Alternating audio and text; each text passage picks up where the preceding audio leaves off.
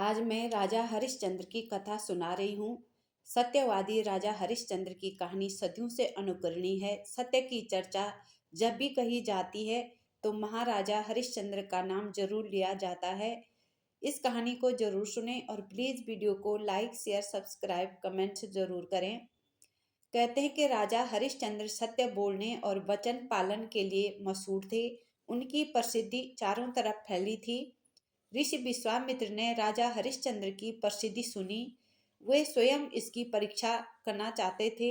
राजा हरिश्चंद्र हर हालत में केवल सच का ही साथ देते थे।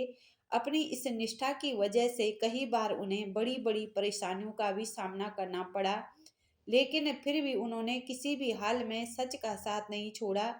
वे एक बार जो प्रण ले लेते थे उसे किसी भी कीमत पर पूरा करके ही छोड़ते थे। राजा हरिश्चंद्र ने सत्य के मार्ग पर चलने के लिए स्वयं तक को बेच दिया था।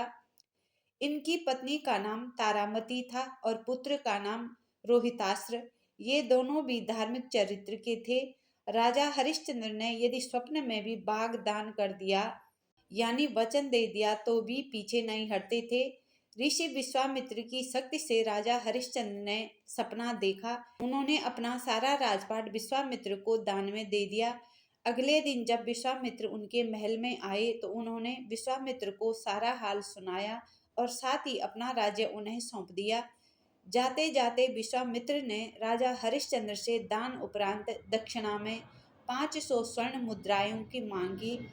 विश्वामित्र ने राजा को याद दिलाया कि राजपाट के साथ राज्य का कोष भी वे दान कर चुके हैं। दान की हुई वस्तु को दोबारा दान नहीं लिया जाता। तब राजा ने अपनी पत्नी और पुत्र को बेचकर स्वर्ण मुद्राएं हासिल की, लेकिन वो भी 500 नहीं हो पाई। राजा हरिश्चंद्र ने खुद को भी बेच डाला और सोने की सभी मुद्राएं विश्वामित्र को दान में दे दी। अपनी मर्यादा को निभाया। राजा हरिश्चंद्र ने खुद को जहां बेचा था वह शमशान का चांडाल था। वह शवदाह के लिए आए मृतक के परिजन से कर लेकर उन्हें अंतिम संस्कार करने देता था। एक रात्रि को सर्प के काटने से राजा के पुत्र की मृत्यु हो गई। असहाय रानी तारा रोती बिलखती अपने पुत्र को शमशान में अंतिम क्रिया के लिए लेकर जा रही थी। काली अंधियारी रात में जोरों की बारिश हो रही थी।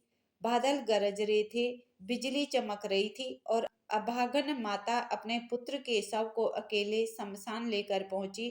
वहां पर राजा हरिश्चंद्र ने राजा को बिना देखे ही शमशान करने के लिए आदेश दिया। इतने में आसमान में बिजली चमकी तो उस बिजली की रोशनी में हरिश्चंद्र को उस अबला स्त्री का चेहरा नजर आया। वह स्त्री उनकी पत्नी तारामती थी और उसके हाथ में उनके पुत्र रोहितास का शव था। अपनी पत्नी की यह दशा और पुत्र के शव को देखकर हरिश्चंद्र बेहद भावुक हो उठे। उस दिन उनका एकादशी का व्रत भी था और परिवार की इस हालत ने उन्हें हिलाकर रख दिया। उनकी आंखों में आंसू भरे हैं, लेकिन फिर भी वो अपने कर्तव्य की रक्षा के लिए आतुर थे।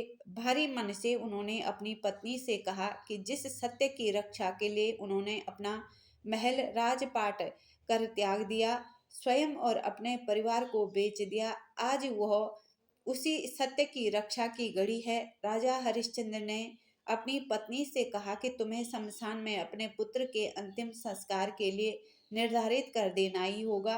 रानी तारा कर के रूप में अपनी साड़ी का टुकड़ा फाड़ कर देने की कोशिश करती। उसी समय आकाशवाणी हुई और स्वयं ईश्वर प्रकट हुए और उन्होंने राजा से कहा, हरिश्चंद्र, तुमने सत्य को जीवन में धारण करने का उच्चतम आदर्श स्थापित किया है। तुम्हारी कर्तव्य निष्ठा महान है। तुम इतिहास में अमर होगे। राजा की ली जाने वाली दान वाली परीक्षा तथा कर्तव्यों के प्रति जिम्मेदारी की जीत बताई। हरिश्चंद्र ने ईश्वर से कहा, अगर वाकई मेरी कर्तव्य निष्ठा और सत्य के प्रति समर्पण सही है तो कृपया इस स्त्री के पुत्र को जीवन दान दीजिए। इतने में रोहितास जीवित हो उठा। ईश्वर की अनुकंपा से विश्वामित्र ने हरिश्चंद्र का राजपाट भी उन्हें वापस लौटा दिया। महाराज हरिश्चंद्र ने स्वयं को बेचकर भी सत्यव्रत का पालन किया।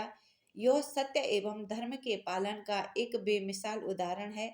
आज भी महाराजा हरिश्चंद्र का नाम श्रद्धा और आदर के साथ लिया जाता है। इस कहानी को जरूर सुनें और please like share subscribe comments ज़रूर करें।